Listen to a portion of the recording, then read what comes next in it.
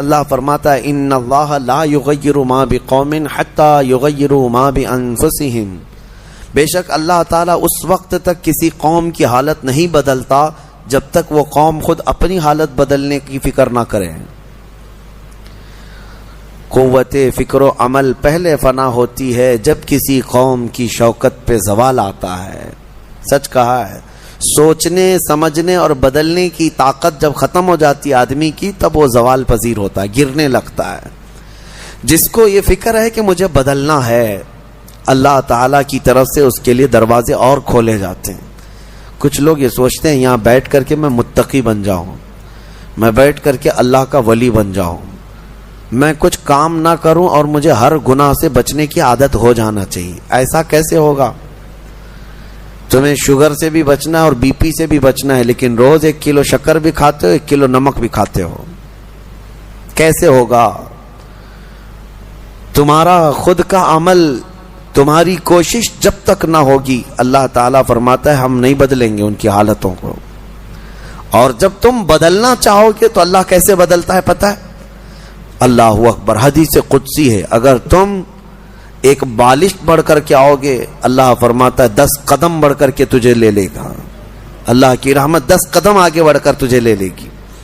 تم چل کر کے آؤ گے تو اس کی رحمت دوڑ کر کے لے لے گی، لیکن شرط ہے کہ تم بدلنا چاہو۔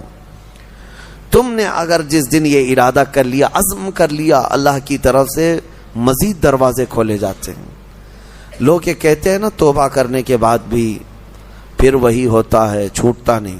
مسئلہ توبہ کا یہ نہیں ہے کہ گال پہ تھپڑ مار لینا، توبہ کا یہ ہے عزم کرنا، پکا ارادہ کرنا، اور اللہ سے یوں عرض کرنا کہ تیرا وعدہ ہے کہ جو بدلنا چاہے، جو بڑھنا چاہے تو اسے بدل دے گا۔ میں بدلنے کے لیے آگے بڑھ رہا ہوں مولا، اب تو رحمتیں بھیج۔ پھر دیکھو کیسے نہیں بدلتے۔ اللہ تمہیں توبہ پر دوام عطا کرے گا، پھر کبھی بھی قدم پھسلے گا اللہ تمہارے لیے مدد نازل فرمائے گا۔ زندگی ہے، آخری سانس تک کچھ نہ کچھ خطائیں ہوتی رہتی ہیں، قدم جب بھی پھسلے گا لیکن مولا تمہیں توبہ کی توفیق ضرور عطا کرے گا۔ اسی لیے کوشش پہلے خود کے بڑھنے کی ہو، خود کے بدلنے کی ہو۔ ایک بات یاد رکھیں، ہمارے معاشرے میں اچانک کوئی ہوا نہیں آئے گی جو سب کو پرہیزگار بنا کے چلی جائے گی۔ ہمارے محلے میں کبھی ایسی بارش نہیں ہو جائے گی کہ اس بارش میں جتنے بھیگ جائیں گے سب اللہ کے ولی بن جائیں گے، نہیں، پرٹیکولر ہر ایک کو بدلنے کی کوشش کرنی ہوگی، تبھی انقلاب آتا ہے۔ ایک ایک آدمی بدلنے کی سوچے اور پھر دیکھے انقلاب آتا ہے۔ ریولیوشن یوں ہی آتا ہے، لوگوں کی چینجنگ سے آتا ہے۔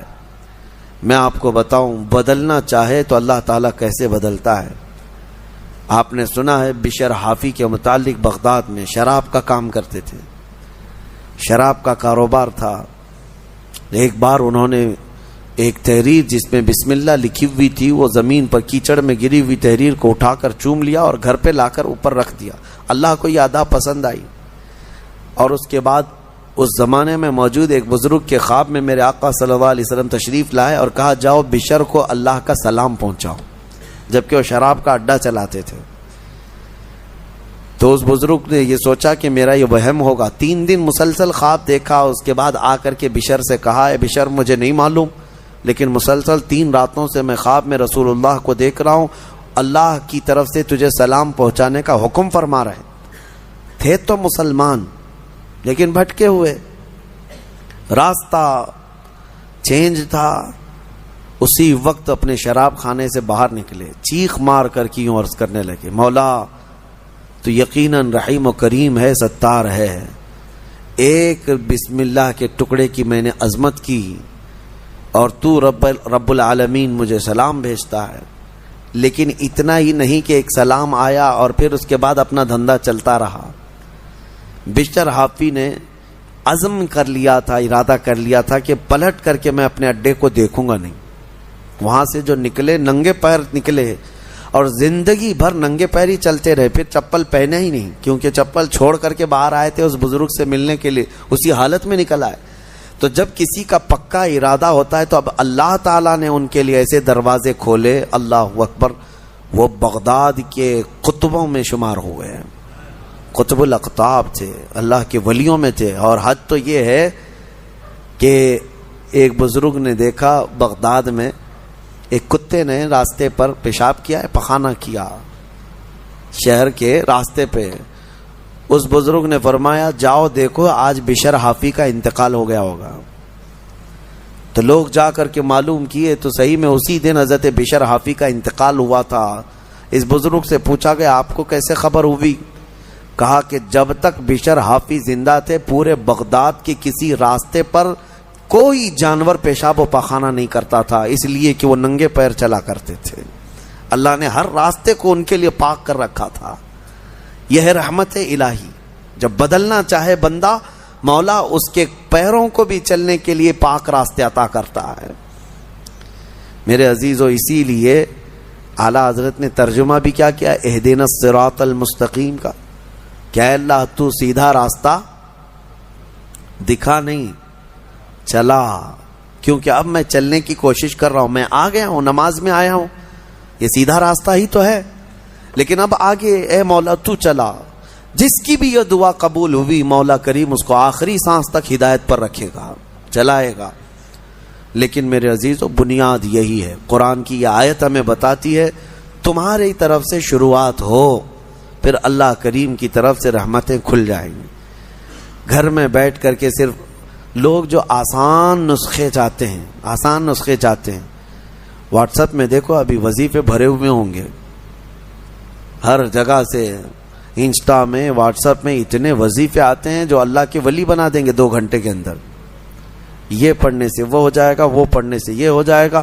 دوسروں کا مال کھاتے رہو اور وظیفے کرتے رہو، لوگوں کو دکھتا دکھاتا رہو اور یہاں 100 کسی طرح عبداللہ بن جدعان کے پاس پہنچ گیا.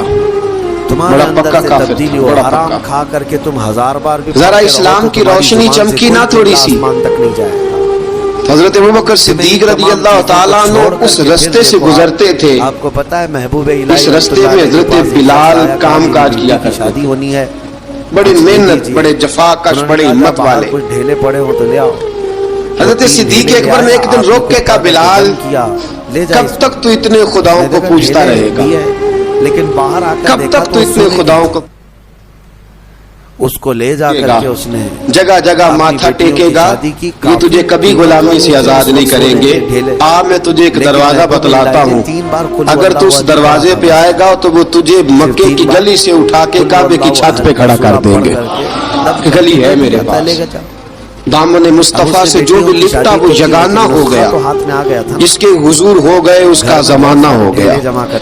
حضرت بلال حبشی رضی اللہ تعالیٰ عنہ کو بات بتلائی. سلیم الفطرت آدمی تھے، سنجیدہ آدمی تھے، اچھا مزاج رکھتے، فہم و فراست رکھتے تھے. جناب بلال نے کلمہ پڑھ لیا،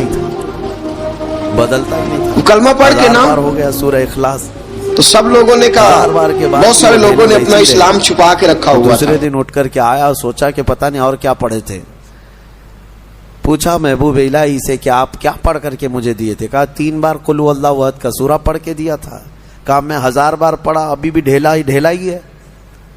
تب آپ نے فرمایا تھا تیری زبان اور ہے، میری زبان اور ہے.